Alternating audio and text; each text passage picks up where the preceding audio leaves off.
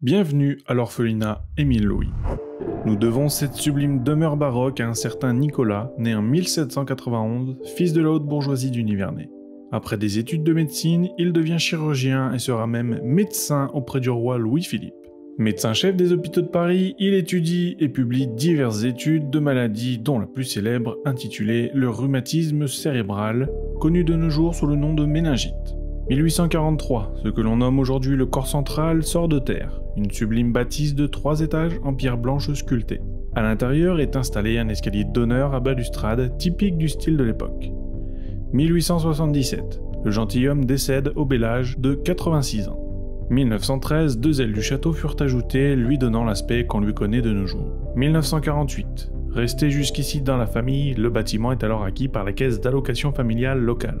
L'orphelinat avait pour but d'accueillir en colonie de vacances des enfants en difficulté touchés par le conflit de la Seconde Guerre mondiale ou des malades. 18 hectares dont 6 de parcs, 6 de bois, 2 de potager, un terrain de sport, une piscine, permettaient aux enfants de s'épanouir loin de la pollution des grandes villes. Nombre de dépendances étaient annexées au château. Un dortoir, des habitations, une infirmerie avec 15 chambres d'isolement, 2 salles communes avec cabinet médical, un dispensaire et une conciergerie. La capacité d'accueil était alors de l'ordre de 65 enfants. 1959, après 10 ans, les caisses d'allocation familiale transforment définitivement l'ensemble de l'activité du château dans la gestion des cas sociaux sous le couvert de maisons d'enfants. 1986, l'association Français Avenir prend le relais du fonctionnement. 3 ans plus tard, en 1989, elle en devient propriétaire. Fin d'année 1996, le conflit s'est installé entre dirigeants et encadrants, attisé par un dépôt de plainte. Un scandale éclata, mais le parquet classa l'affaire sans suite. Néanmoins, il reconnut, je cite, un caractère équivoque de comportement éducatif. Il fut alors décidé de retirer les enfants qui y sont placés. Le 19 mai 2000, le château est acquis lors d'une vente aux enchères par un résident d'Alfortville. Il fut de nouveau racheté en 2006 par un artiste sculpteur aragonais qui souhaite transformer la bâtisse en musée pour exposer ses œuvres. En 2012, après de gros travaux de rénovation, le château fut abandonné par son propriétaire, alors mondialement reconnu. Il ne vint plus à l'orphelinat, faute de temps, et laissa, ce précieux témoin du passé, sombrer dans l'oubli.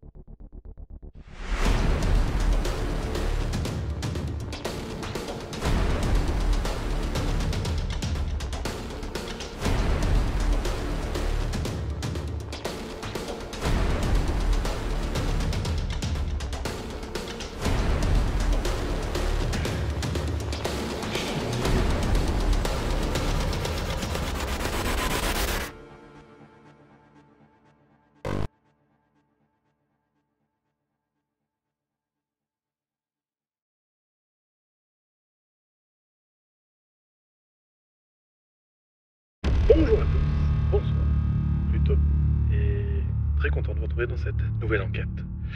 On est que tous les deux ce soir, ouais. Et puis donc on va enquêter dans ce fameux orphelinat. On va se balader un petit peu dans le lieu, et puis on va voir ce qu'on peut trouver. On va poser un peu de petit matos. Et oui, ce soir, l'intitulé de l'épisode c'est Le manoir de la peur. Le manoir de la peur, non. Oui, j'en sais pas plus, parce que j'aime pas trop me renseigner un petit peu avant, histoire de pas être trop influencé par les récits qu'ils se disent. Enfin voilà. Donc, du coup, ce soir on est là, on va plus se concentrer du coup sur le manoir que ailleurs, hein, parce qu'il y a des petites dépendances un peu partout. Tac. Ce soir, nous allons prendre en compte, comme la bâtisse est assez ouverte, on va dire les fenêtres sont cassées, des fenêtres ouvertes, donc on compte le vent. Donc il y aura beaucoup de bruit et de pluie, parce que le temps prête pas trop. Les véhicules aussi, parce qu'on n'est pas très loin d'une route, donc il y aura vite des pareidolis du son, donc on va être vigilant. 2 jours, on a fait une petite visite, on avait l'air bien, donc à voir un peu ce soir. Donc écoutez, nous on vous souhaite une très bonne enquête, et puis on verra ce que l'avenir nous réserve dans ce lieu. Ah non, faut pas avoir peur.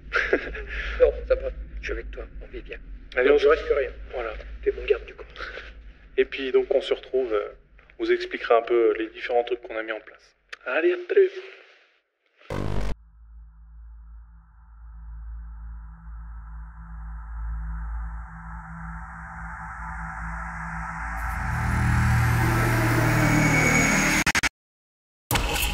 Bon, eh bien, nous y voilà, dedans. Donc ici, c'est la pièce principale. Hein. C'est là qu'on va commencer. Donc, comme dispositif, là, on est dans le hall du château. On a mis donc une pod à ultrasons qui mesure la température et le taux d'humidité, sachant qu'aujourd'hui, on a un taux d'humidité énorme. 88%, c'est ça, tu m'avais dit tout à l'heure. De mémoire, ouais, on va vérifier. Parce qu'il faut le temps qui se cale aussi. Je suis à 82% pour 14 degrés. Et sans gentiment, à mon avis, ça va être assez élevé quand même. Ouais, ça va être assez élevé, ouais. Le château est très très humide. Donc on a mis un dictaphone sur un trépied, au milieu de la pièce, pas proche des murs, parce que bon, pour éviter les effets de réverbération. Bon. Ouais, là c'est vide, ouais. C'est vide, il y en a. Mais bon, faut pas que ce soit près des murs, et il faut que ce soit surélevé. Sur un trépied, c'est l'idéal. Sur la cheminée, donc on a mis un deuxième pod à ultrasons avec une lumière détecteur de mouvement. Sur les escaliers, on a mis donc un REM pod qui sonne suivant le champ électromagnétique qui passe par là. Et l'Ovilus qui est aussi dans les escaliers. On va voir ce soir, ça va être son petit baptême. Voilà. Voir si on a des petits messages. Très intéressant à voir l'Ovilus. Voilà. On verra s'il y a des petits messages qui vont être retranscrits dans cet appareil. Sachant que cet appareil, ce n'est pas un gadget, donc c'est pas des mots aléatoires, c'est suivant le champ électromagnétique que l'appareil percevra, et ça sortira un mot. Voilà. Ouais, c'est des mots choisis, c'est pas des mots au hasard. Quoi. Voilà.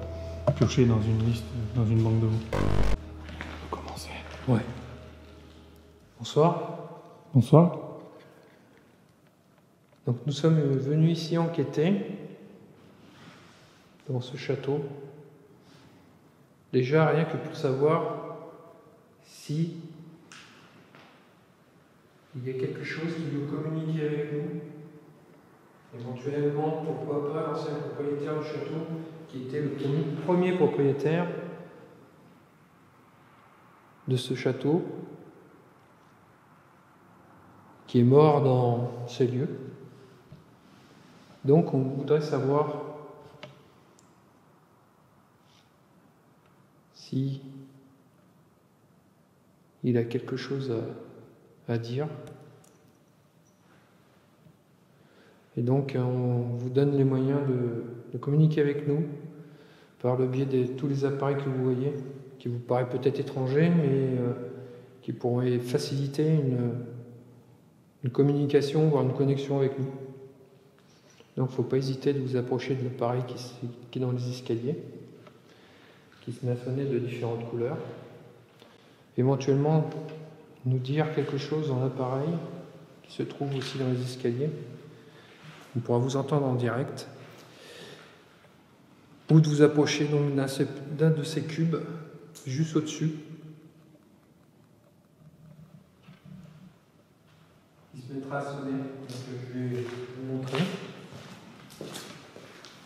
Vous vous approchez comme ça. Et donc on saura si vous voulez communiquer avec nous.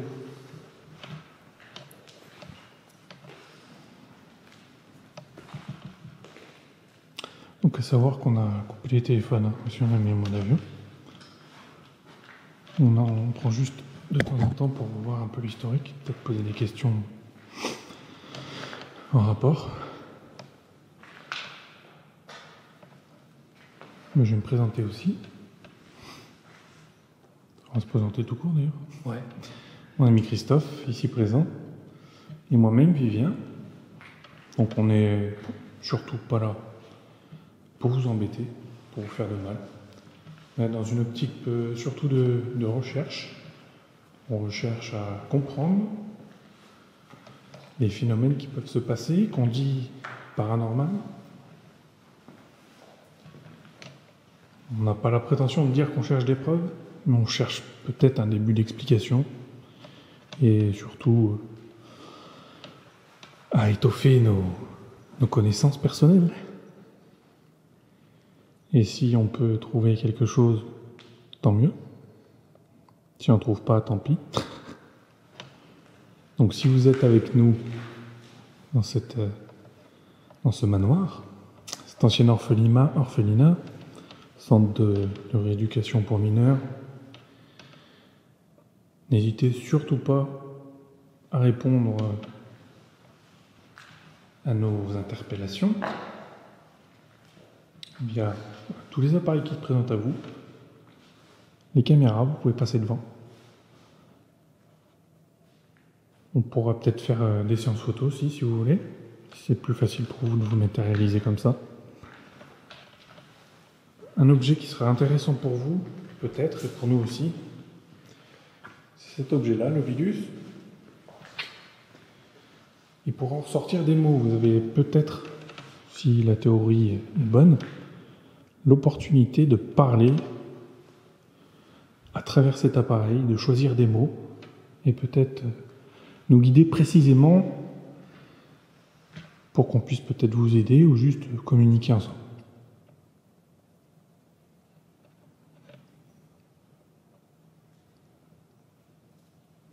Dans un premier temps, on va rester ici. Peut-être déjà dans un premier temps écouter les bruits ambiants, parce qu'il y en aura pas mal.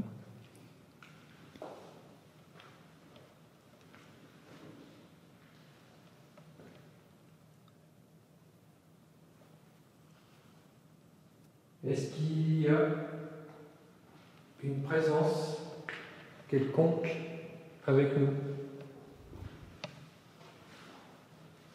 Nicolas,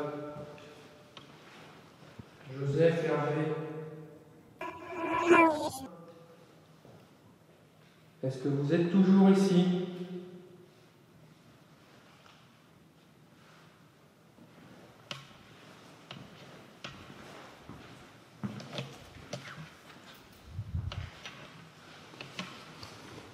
Les chauves-souris. Ah. Ouais. Oui, oui. Premier habitant.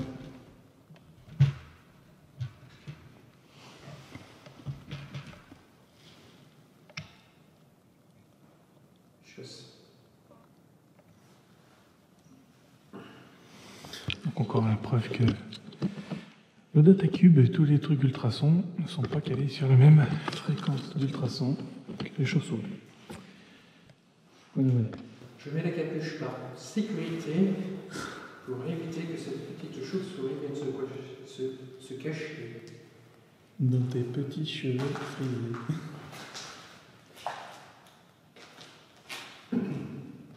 Est-ce qu'il y a quelqu'un avec nous ici?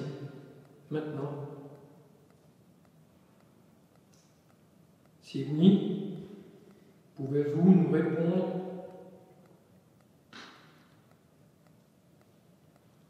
avec l'un des appareils que nous vous avons désignés? Vous pouvez laisser un message dans le dictaphone qui se trouve ici, ou nous répondre directement dans l'appareil qui est dans les escaliers. Il y a quelques petites graduations. Est-ce que vous pouvez nous dire combien nous sommes actuellement?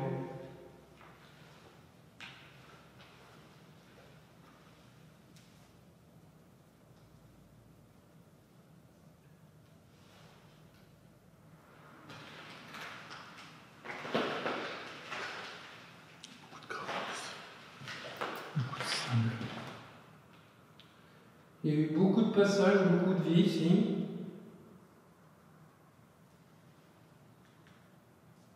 Le château s'est étendu. Est-ce qu'il y a encore des choses restantes? Est-ce que ça vous dérange peut-être qu'on soit ici?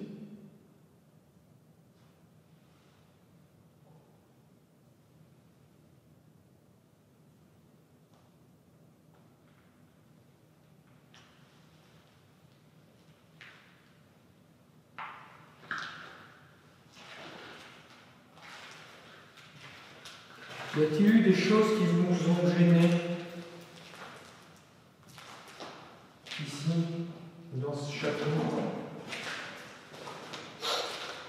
Des choses que vous aurez pu voir qui ne vous ont pas du tout plu, même d'ailleurs. On parle ici de choses pas très sympathiques qui ont été faites sur des mineurs, sur des enfants.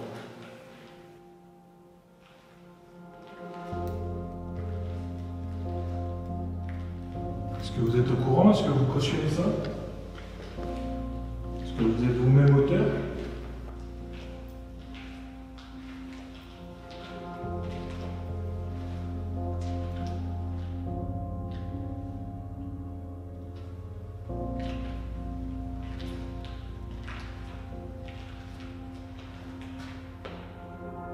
Je vous invite à parler dans le petit boîtier qui est juste là-bas, qui fait des petites vagues noir et orange.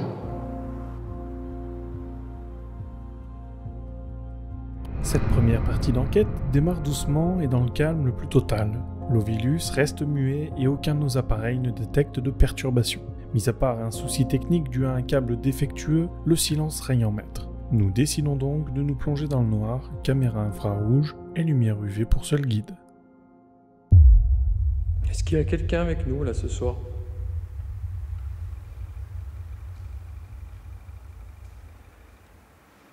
Si oui, est-ce que vous pouvez communiquer avec l'un des appareils que nous avons énumérés tout à l'heure? Si vous avez envie de parler, parlez dans l'appareil, là-bas, ça va sortir directement les mots, on vous entendra directement. Approchez-vous de la main droite. Dites quelque chose dans l'appareil.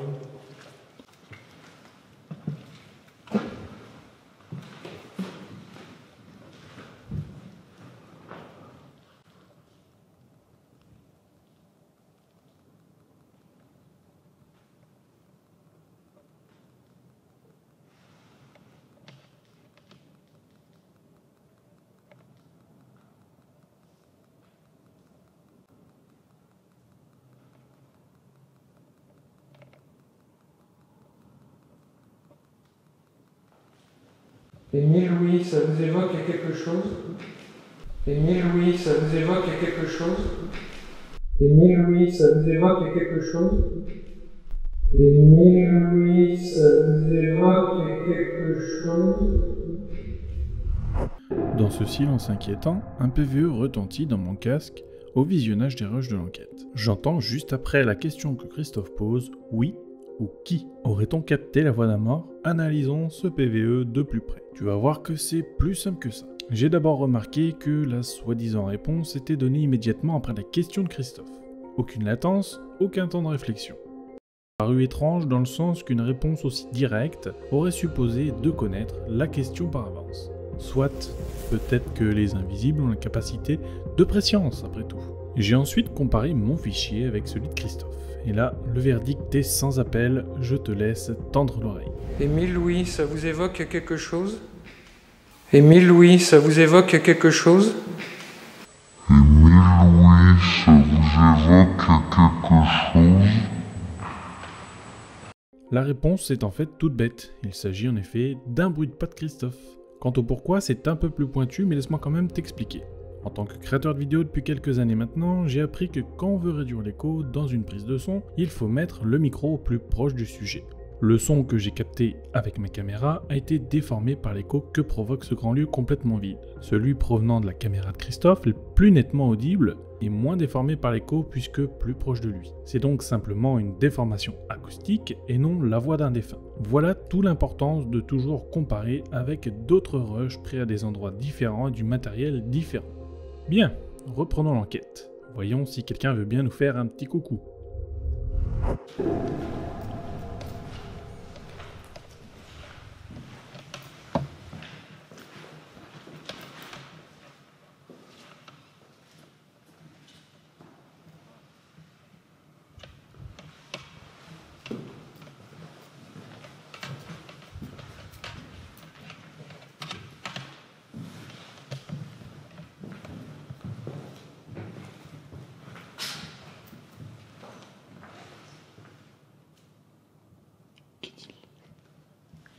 Tu veux des bisous?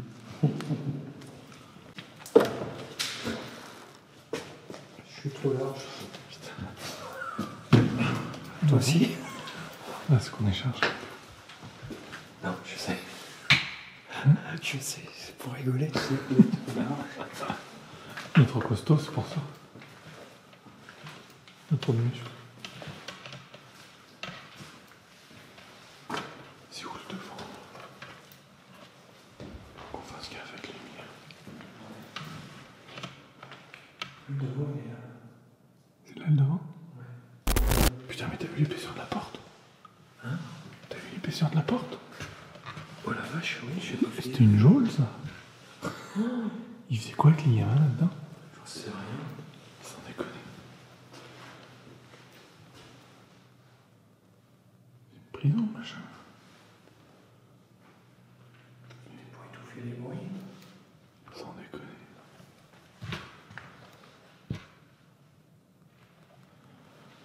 Est-ce que vous savez ce que c'était cette pièce? Vous pouvez me le dire dans l'appareil? C'est une petite prison. Moi, je me suis retravé. Ne meurs pas. On a besoin de toi. Non mais là, l'épaisseur de la porte. Regarde ma main. C'est plus épais que ma main. Impressionnant.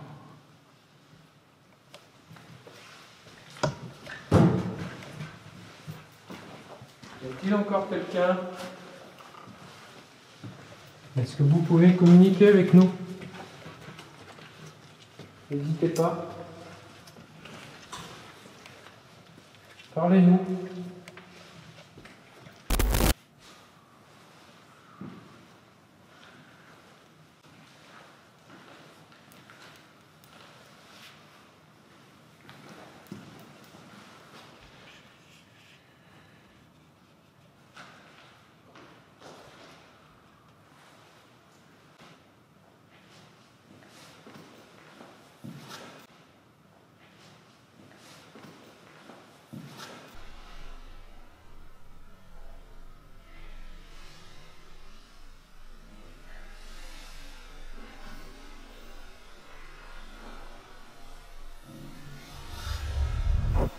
Quelle est donc cette étrange forme brumeuse qui se déplace? Est-ce la manifestation que nous attendions?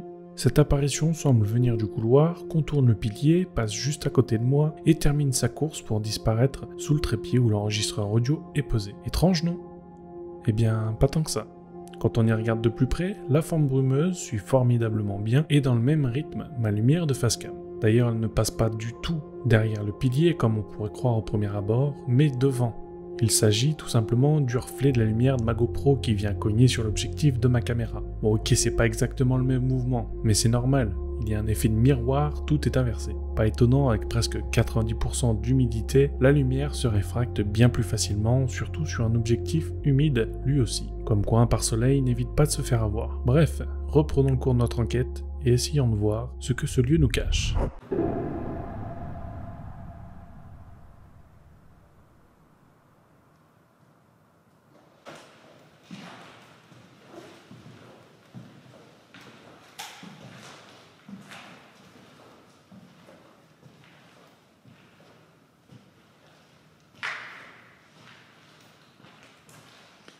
Degrés, 88% d'humidité.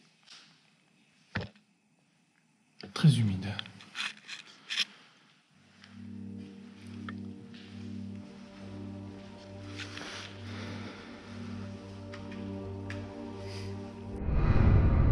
La soirée se poursuit, mais toujours aucune réaction à nos sollicitations. La grande pièce principale du rez-de-chaussée semble inhabitée pour le moment, ou alors nous avons affaire à des grands timides. Il est 19h et nous décidons de faire une petite pause repas afin d'être au top de notre forme pour la suite de l'enquête et ne pas rater un éventuel rush un peu plus tard. On ne sait jamais.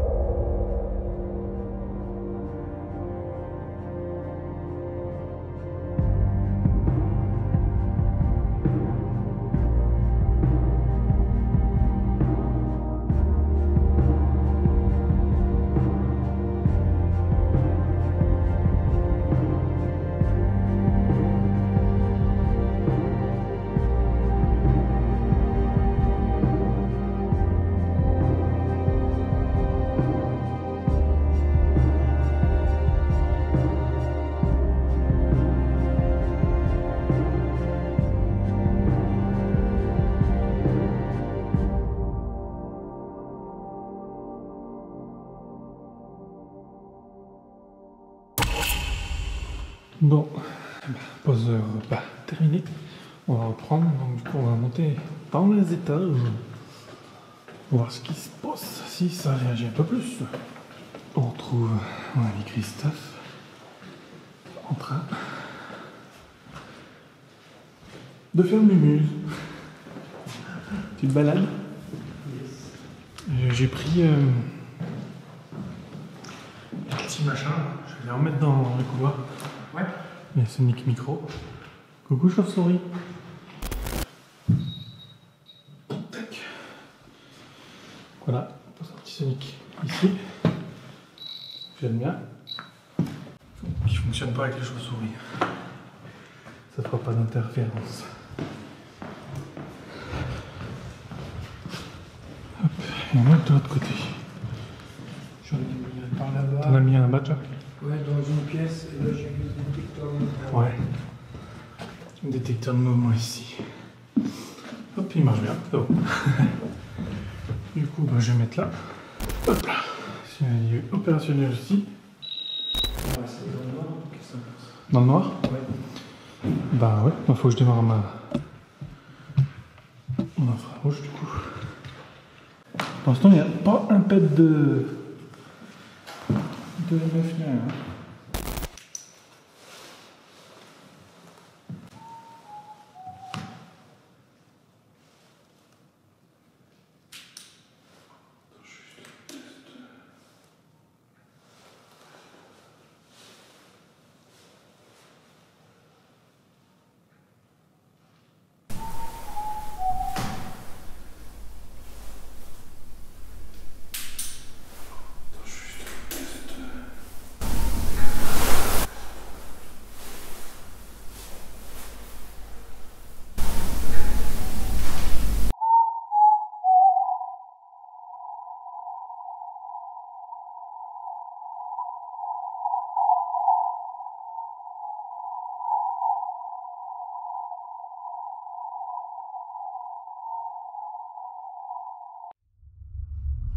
Bien, revenons sur ce qu'il vient de se passer. À l'analyse, Christophe a découvert sur l'audio de l'enregistreur un phénomène audio plus que bizarre. Pendant que je prépare mon matériel infrarouge pour filmer dans le noir, je siffle 3 notes comme je le fais souvent. 7 secondes après mon sifflement, on entend au loin exactement le même sifflement. Mais plus troublant encore, il se reproduit à l'identique encore une fois 5 secondes après le premier. Les mêmes notes, la même durée, les mêmes fréquences. Chercherait-on à communiquer avec nous ? Devant cette anomalie, plusieurs hypothèses s'offrent à nous. La première, un bug matériel. Il aurait été tout à fait possible que notre matériel ne fonctionne pas très bien et souffre de quelques bugs avec toute cette humidité transpirant des murs et plafonds. Mais cette hypothèse n'est pas concluante, le phénomène est audible sur 3 équipements différents. L'enregistreur audio, ma caméra principale et la caméra infrarouge de mon épaulière. Nous avons donc vite écarté cette piste-là. Numéro 2, un plaisantin. Cette seconde hypothèse aurait eu toute sa place si nous n'avions pas eu un gardien à la seule entrée du bâtiment. Nous avions pris soin de fermer toutes les autres issues du château. De plus, même si ce n'est pas un barrage pour certains, nous étions en période de couvre-feu à 20h. C'est donc très peu probable que nous soyons victimes d'un plaisantin, surtout que seule ma compagne était au courant et celle de Christophe. De plus, dans un endroit vide et plein de décombres au sol, nous aurions forcément écouté des bruits de pas. Piste numéro 3, un oiseau. Bien que séduisante, l'hypothèse de l'oiseau qui répéterait ce qu'il a entendu a aussi été écartée. Aucun n'est capable de reproduire cela après l'avoir écouté seulement une fois, surtout en le reproduisant à l'identique. La possibilité que ce soit moi qui ai reproduit un sifflement d'oiseau que j'aurais écouté est tout aussi bancale. Nous avons été très attentifs et fait de nombreuses et longues pauses silencieuses afin d'écouter notre environnement. Celui-ci nous est inconnu et rien de semblable n'est audible non plus sur les différents enregistrements. Numéro 4, le retour monitoring. Une piste intéressante dans ce cas-là. Du moins, elle aurait pu si seulement nous avions mis en place un monitoring. Aucun de nous ne portait un casque pour écouter en temps réel ce qu'il se passait. Si c'était le cas, effectivement, cet écho aurait pu provenir d'un casque et être enregistré par les appareils. Mais ça dans un coin de ta tête, ça peut te servir si tu es enquêteur et que tu utilises du monitoring. Dernière hypothèse, un écho. C'est la piste qui nous semble la plus plausible à ce moment-là. Les lieux sont grands et totalement vides après tout. Mais d'après mes calculs, le son se propage à 339,96 mètres par seconde dans un air à 13 degrés et chargé de 90% d'humidité. Il aurait donc, pour le premier écho, parcouru près de 2380 mètres avant de nous revenir la première fois et près du double pour le second écho. La latence de ce phénomène nous a paru bien étrange. Certes, la bâtisse est grande, mais ce n'est pas non plus une montagne ou une grotte. Nous avons donc dans un premier temps écarté cette piste-là et demandé de l'aide face à cette situation inhabituelle pour nous. Bizarrement, cela m'a fait penser à l'enquête à la ferme des Templiers, où mon signal a été reproduit à l'identique, et l'enquête d'Ozon, où hors caméra, les notes que j'ai jouées au piano ont été entendues sans qu'apparemment personne n'en soit à l'origine. Ces trois événements se ressemblent curieusement, et à chaque fois j'en suis l'origine. Je commence à me poser des questions. La première brique de la compréhension de ce phénomène s'est fait via des amis d'une association regroupant des scientifiques et ingénieurs qui nous ont déjà permis de démystifier certains phénomènes que nous avons pu capter. Leur retour fait mention d'une sorte de ricochet sonore mais ne nous permettait pas de comprendre totalement le phénomène et nous laissait avec des questions en suspens. Comment expliquer qu'avec des dizaines d'heures d'enregistrement, le phénomène ne se soit pas reproduit? Je siffle à maintes reprises et rien ne se passe. Pourquoi y a-t-il un deuxième écho identique? Pourquoi nous ne l'entendons pas sur le moment? Pourquoi le son est identique sur les trois enregistrements alors qu'ils sont pris à au moins deux angles différents? Même si nous en comprenons 80%, nous restons dans le doute. Mais ça n'a pas duré. Grâce à ma publication sur un groupe de zététiciens, où j'ai été plus ou moins bien accueilli d'ailleurs, j'ai pu tout de même faire la rencontre de personnes voulant vraiment m'aider à comprendre. Je remercie donc ces personnes qui se reconnaîtront et nous ont permis de comprendre à 95% ce qu'il s'est passé. Après analyse du son, on peut conclure que c'est bien les tons et hauteurs de ma voix et de mon sifflement que l'on entend en retour et par deux fois. D'emblée, l'hypothèse d'un plaisantin, d'un oiseau ou d'un contact avec l'au-delà tombe à l'eau, nous laissant sur celle de l'écho. Nous avons ici une absorption du son basée sur une fonction logarithmique, nous confirmant que c'est bel et bien un écho. Le deuxième écho identique et le fait que l'on ne l'ait pas entendu sur le moment sont explicables par le fait que nos oreilles d'humains sont bien moins sensibles que nos micros. Même si ces trois tons sont dans une gamme de fréquences entre 700 et 1000 Hz et donc audibles pour nous, en quelque sorte le volume était probablement trop faible pour qu'on les écoute en direct.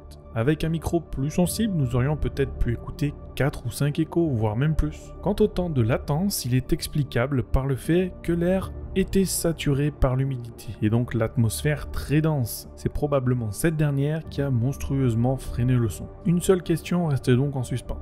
Pourquoi nous n'avons été témoins de ce phénomène qu'une unique fois? Même si une part du mystère reste à découvrir, nous mettons ce phénomène dans les affaires classées. Nicolas, si vous êtes là,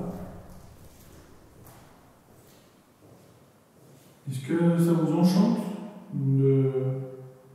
que votre maison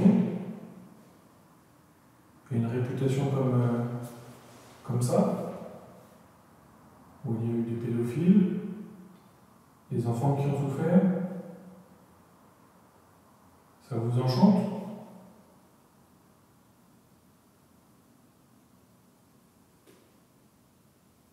Je pense que non.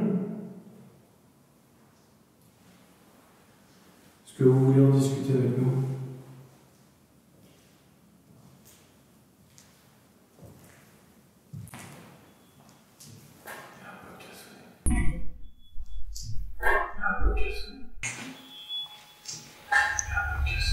Nous venons d'entendre un pod à ultrasons se mettre en route. Que s'est-il passé? Est-ce une tentative de communication? J'ai bien peur que non. Ce ne sera pas pour ce coup-ci non plus. Non aidés par l'atmosphère froide et humide du lieu, les piles de mon datacube se sont vite déchargées, entraînant un faux positif. On voit d'ailleurs sur les données une cassure au niveau du temps et des données de distance incohérentes, signe de blackout.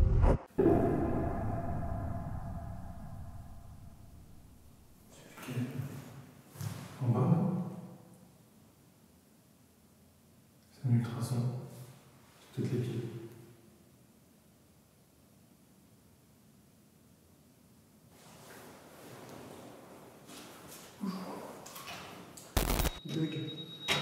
Ouais. À mon avis, c'est l'humidité, il est super humide. Mais les deux là, ils font la même chose. Soit les piles, soit l'humidité. Bah, celui du bas, il n'y a plus de piles. Ouais, il faut que je change. Mais tu le sens, hein, l'humidité c'est vachement humide. Bon, c'était une fausse alerte. Ouais. C'est pareil, ils vont souffrir. Mais les deux en même temps, c'est chelou quand même.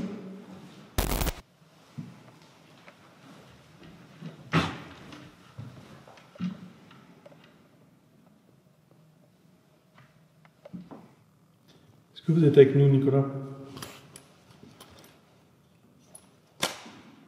Avez-vous envie de parler? Nicolas ou quelqu'un d'autre? On me raconte qu'il y a eu des trucs plus que malsains ici. Je suppose que ça vous enchante pas qu'il y a eu des trucs malsains, justement, qui soient perpétrés ici. Venez à moi. Je suis assis sur l'escalier.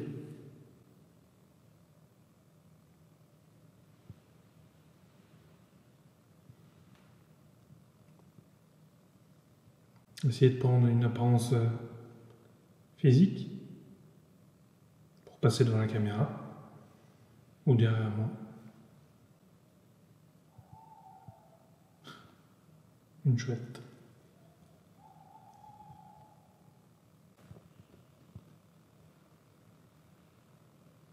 Je suis tout seul là. Essayez de me faire peur. Gentiment.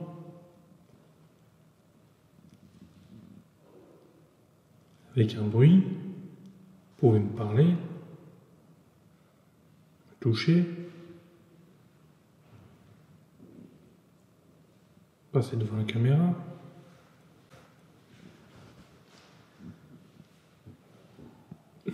L'estomac.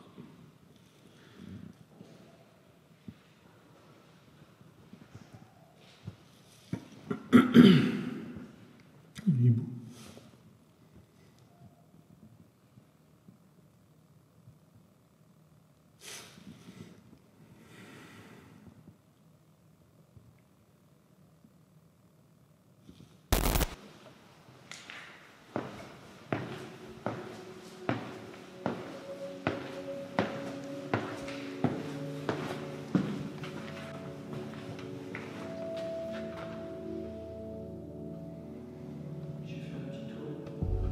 Ouais. Quoi? Un bruit suspect. Il n'y a rien du tout, j'ai écouté un hibou, c'est tout. Le silence ne s'est toujours pas rompu dans l'orphelinat. Aucune réponse à nos questions, seulement des appareils à bout de souffle et qui bataillent face à toute cette humidité. Malgré tout, le calme plat qui règne dans ce lieu commence à devenir un petit peu angoissant. L'atmosphère est étrange, pas un seul bruit de dilatation des matériaux, de gouttes de pluie ou de volets qui claquent avec le vent. Après notre pause, nous installons notre matériel dans la plus grande pièce du château, dans l'espoir de peut-être croiser une hypothétique forme de vie qui viendrait briser cette bulle dans laquelle nous avons l'impression d'être hermétique, sans bruit et sans vie. Bon, on a fait une petite pause, une grosse pause même. On a eu le temps d'écouter un peu tous les bruits ambiants. Il n'y a plus l'air d'avoir beaucoup de voitures qui passent. Il est 22h27, donc on va essayer quelques trucs. On a mis le laser sur ce mur-là. Là, je vais mettre un plan night shot.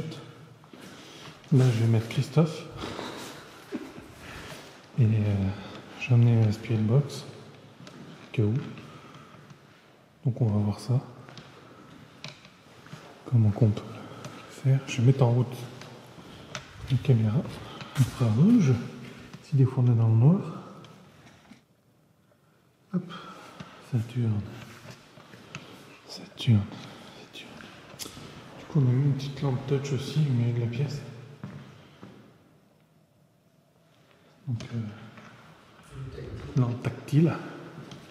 C'est quelque chose. Voilà, on va essayer d'interagir. C'est pas gagné. Au niveau de la température, on est à 13 degrés. Ça a chuté un peu, et 91 et 95% d'humidité. Donc c'est très très haut. Donc voilà. Essayons. Donc là on est dans une grande pièce. Je pense que c'est la pièce où on se rassemblait, probablement. C'est la plus grande pièce, donc je suppose. Peut-être le réfectoire. Donc il y a quelqu'un ici dans cette pièce. Si elle souhaite communiquer avec nous.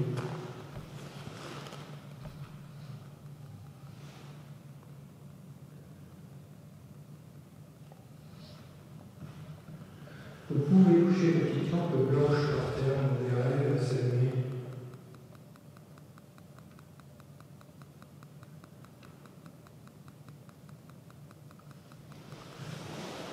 Vous laissez un message sur le dictaphone qui est posé sur la planche. Elle est toujours pas là pour vous faire du mal. Ça n'a pas changé. On peut juste communiquer, essayer de comprendre pourquoi certaines personnes vivent des phénomènes. Ils sont persuadés d'avoir des contacts qui viennent d'ailleurs, de l'au-delà par exemple. Aidez-nous à comprendre.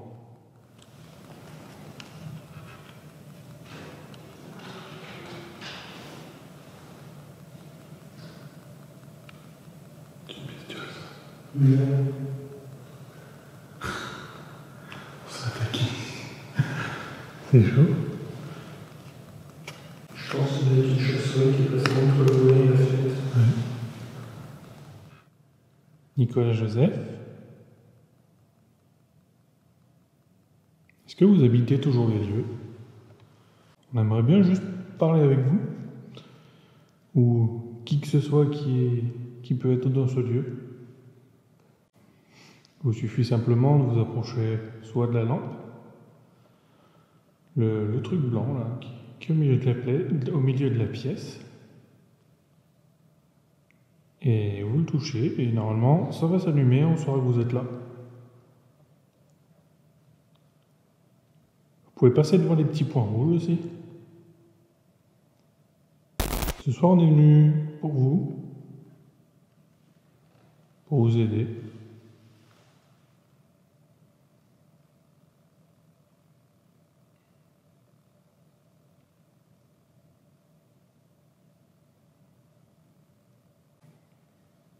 Si vous avez un message à nous faire passer, ou faire passer à quelqu'un de votre famille,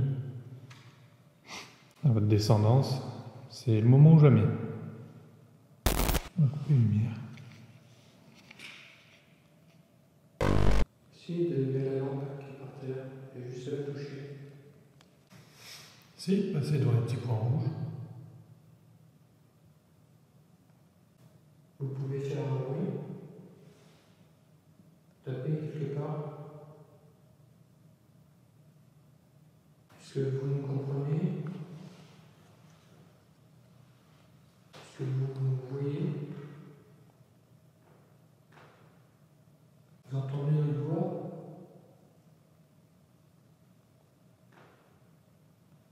Peut-être que vous avez besoin encore de plus d'énergie. Si c'est le cas, n'hésitez pas à éplucher dans les batteries de nos appareils. Et personnellement, moi, je vous autorise aussi à m'en prendre un petit peu. Pas tout, bien sûr. J'en ai besoin aussi. Je vous autorise aussi à me toucher, sans me faire de mal.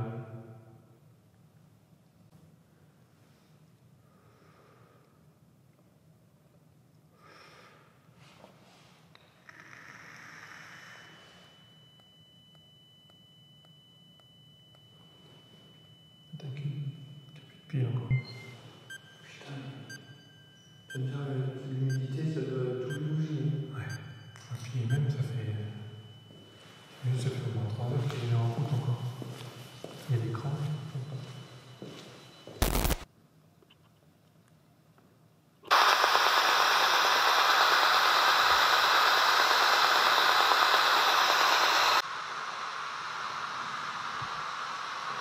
Pouvez-vous nous donner une réponse? Par oui, pardon.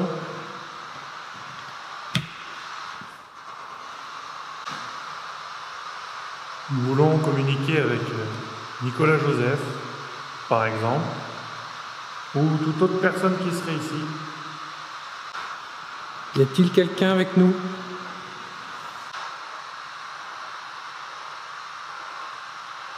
Vous allumez la lumière là qui est par terre. Vous avez juste à la toucher, elle va s'allumer. Marchez au-dessus de nous pour vous entendre. Claquez une porte là juste devant.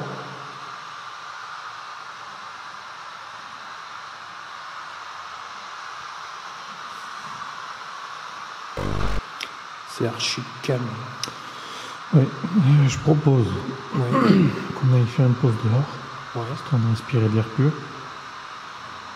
Et puis, après on change de crèmerie. Ouais. On va laisser une caméra tourner. Ouais, je vais laisser ma caméra de chasse. Qu'est-ce que t'en penses? Ouais, mais je vais laisser une caméra là aussi avec ça. Ouais, tu peux laisser celle-là. Ouais, je laisse celle-là, mais je vais la redémarrer parce que je sais pas si le film en continue ou pas. Ah d'accord. Donc on va faire ça, hein. Ouais, ok. Pour respirer un peu d'air pur, pour nos bronches. Comme souvent en enquête, le silence est pour le moment le seul habitant. Seuls des bruits d'animaux et le crissement des gravats sous nos pas viennent troubler le calme ambiant du lieu. La soirée est maintenant bien avancée et toujours rien. Nos bronches commencent à souffrir de l'humidité. Nous allons donc prendre une pause, nous reposer et prendre un bon bol d'air pur.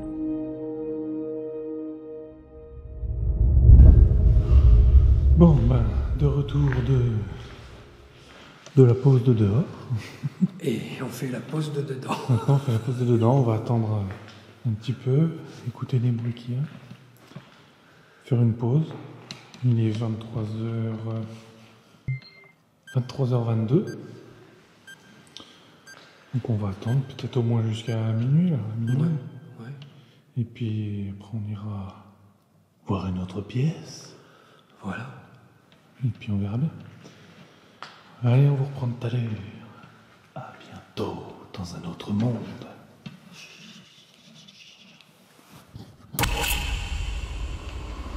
Et ça tourne. Du coup, on va laisser un petit peu ce poste d'observation ici. Tourner tout seul. On va aller faire le deuxième étage. Donc on a un datacube, toujours la lampe tactile, une petite peluche qui répète tout ce qu'on dit quand on est à cette table. Avec le gris laser encore. Donc voilà, on va laisser ça là, tourner tout seul. Et on va aller voir ce qui se passe en haut. Il est actuellement minuit 53. On fait des pauses d'une heure pour se laisser le temps d'écouter un peu l'environnement. Et il s'avère qu'il c'est très très calme. Un calme un peu inquiétant d'ailleurs.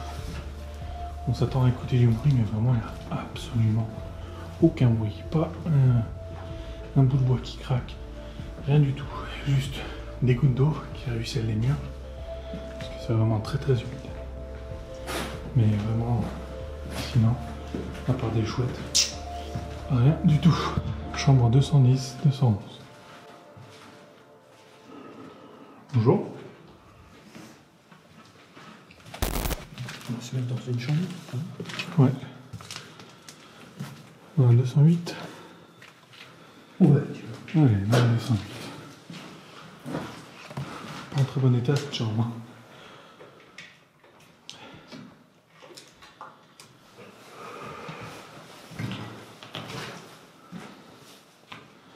Il y a des crottes là.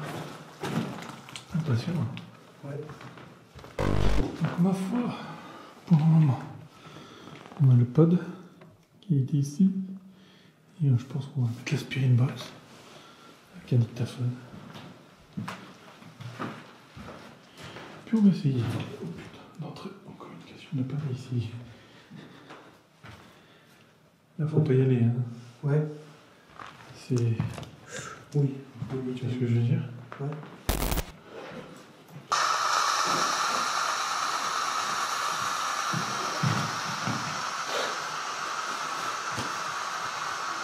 Il est en route le dictaphone? Ouais, il est en route.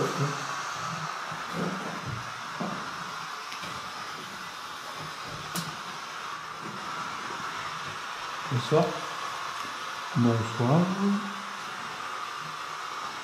Donc là, je suis avec Julien ici, dans la chambre, je sais même pas. 208.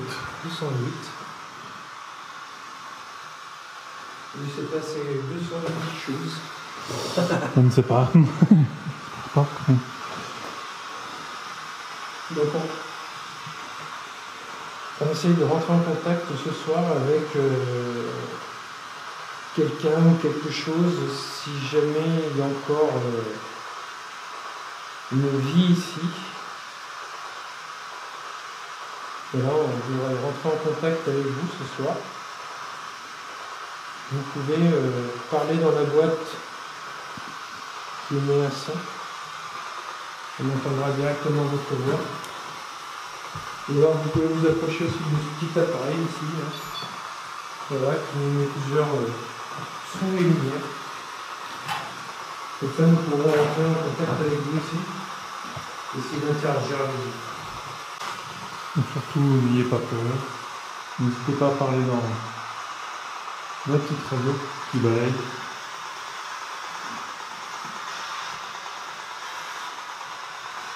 Est-ce que vous voulez nous dire quelque chose ce soir?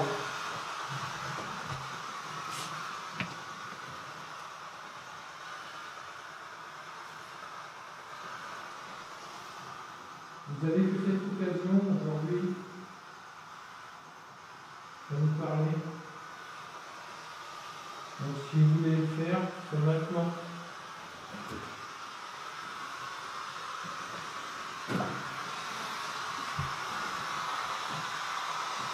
Ce sera peut-être la dernière occasion que vous aurez de parler à quelqu'un. Peut-être de transmettre un message. Parce que le lieu est quand même sacrément humide. Et je pense qu'il tiendra guère plus longtemps maintenant. S'il n'est pas vite, très vite repris et retapé. Oui, vraiment en ruine. Après, n'hésitez pas, même si on ne vous entend pas sur le coup, peut-être qu'on vous entendra sur un enregistrement audio ou sur une vidéo. Donc n'hésitez pas à faire du bruit. On n'a même pas un pet de radio. Hein. Non. C'est impressionnant.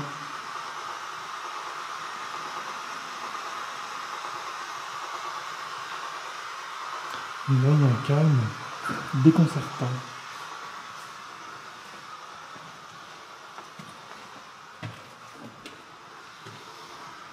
Par contre, l'humidité, elle est partout.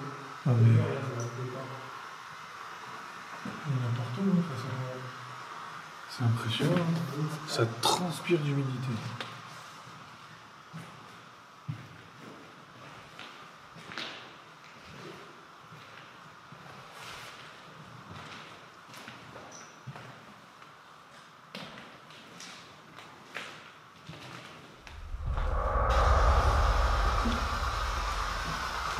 Veuillez répondre, s'il vous plaît.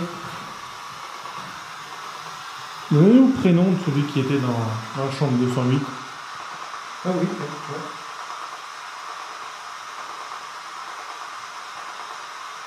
Comment elle s'appelait? Et quel âge il avait?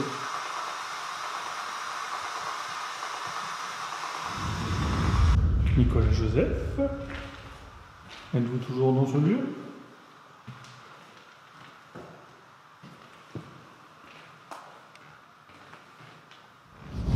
Chambre 205. Bonjour. Qui habite la chambre 205? 204. Chambre 202, 203. Qui habite dans la chambre 201? Lumière de se lever, debout.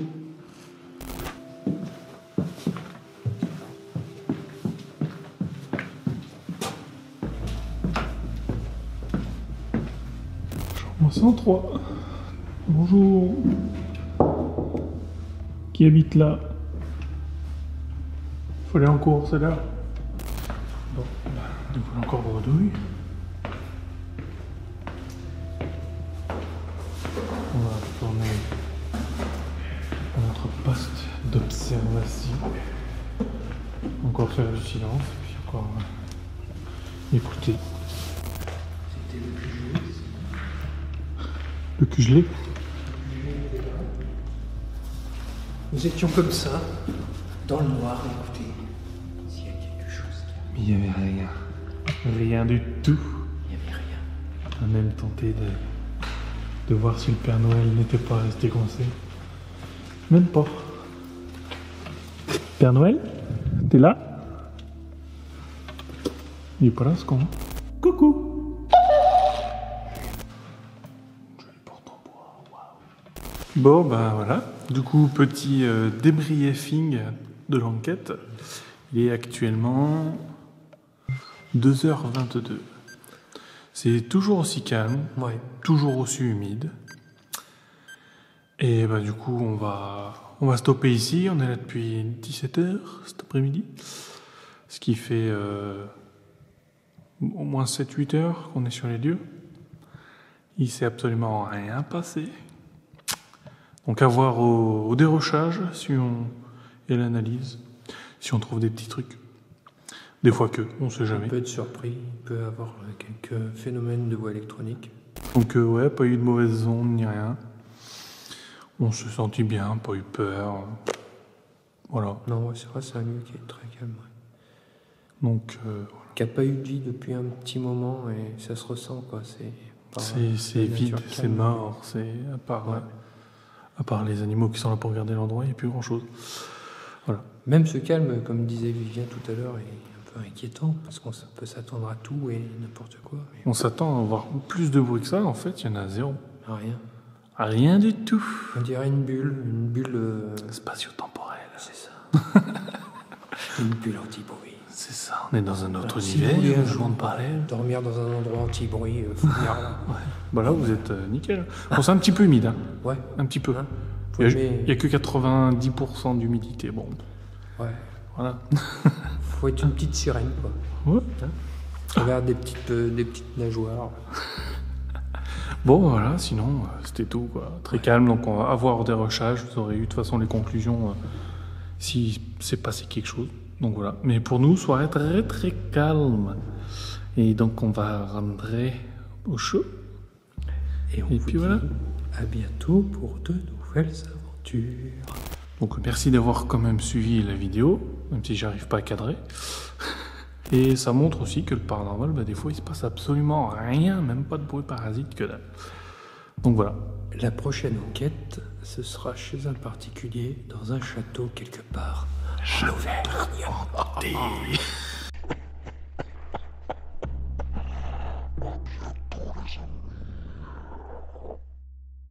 Il est temps pour nous d'arrêter l'investigation à l'orphelinat Émile Louis. Nous avons été confrontés à plusieurs phénomènes que nous avons pu tous plus ou moins expliquer. Je pense notamment au sifflement dont l'explication donnée nous convient à 95%, assez pour classer le phénomène dans la catégorie explicable. Malgré tout, rester dans le doute n'est pas pour nous une option. C'est pourquoi nous allons travailler en off et essayer de comprendre parfaitement ce phénomène acoustique. Déjà, dans le but de ne plus nous faire avoir dans nos futures enquêtes, mais aussi pour toi qui nous regarde et qui peut-être est enquêteur, afin d'éviter de parasiter la toile avec des phénomènes similaires, mal interprétés comme étant paranormaux. Ou bien encore toi qui simplement est passionné par le paranormal, mais mal sensibilisé par tous ces pseudo-investigateurs du dimanche qui surjouent, surinterprètent et restent bloqués dans leurs croyances, ou pire encore, vous trompent délibérément. Quoi qu'il en soit, nous reviendrons probablement dans ce château pour y mener une contre-enquête et voir si le phénomène des sifflements peut se reproduire. Même si nous n'avons rien capté pouvant constituer un début de preuve d'un autre monde, j'en sors personnellement grandi. J'ai appris énormément lors de l'analyse de l'enquête et j'ai hâte de mettre à contribution ce nouveau savoir dans de futurs lieux, abandonnés ou non. Nous vous quittons ici en espérant que cette investigation aura pour vous, comme elle l'a été pour nous, enrichissante. Merci pour votre soutien, nous repartons en quête de paranormal et nous vous disons à bientôt pour un prochain épisode.